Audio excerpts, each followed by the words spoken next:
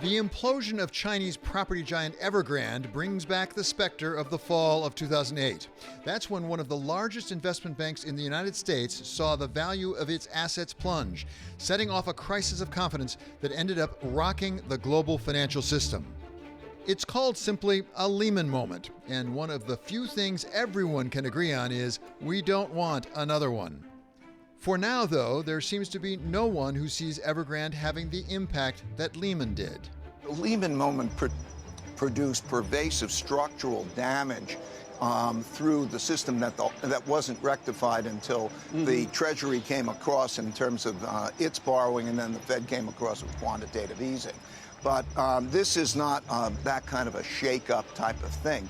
That's the founder of hedge fund Bridgewater Associates, Ray Dalio. Central bankers are echoing that theme. Evergrande's problems may be painful, but they probably won't be global. Here's Fed Chair Jay Powell and Bank of Japan Governor Kuroda. The Evergrande situation, it seems very particular to China. There's not a lot of direct United States exposure. The big Chinese banks are not tremendously exposed. While we must monitor carefully for a spillover effect on financial markets globally, at this point, I don't see this developing into a global crisis.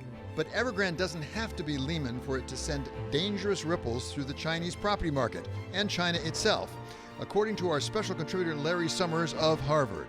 People should be very much on guard here, and I don't think that any of us have full transparency into what's going on in China. What we do know is how much the Chinese economy depends on real estate.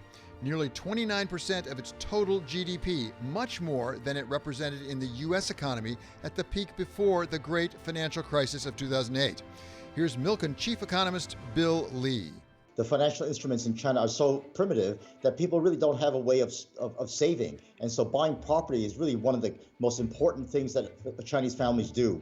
And right now, what we're seeing with the potential collapse of Evergrande is the question facing policymakers in Beijing is Evergrande systemic? Is it too big to fail? All of which raises the question of whether President Xi will have to slowly deflate the real estate bubble and what that could mean for the Chinese economic growth engine the world has come to rely upon.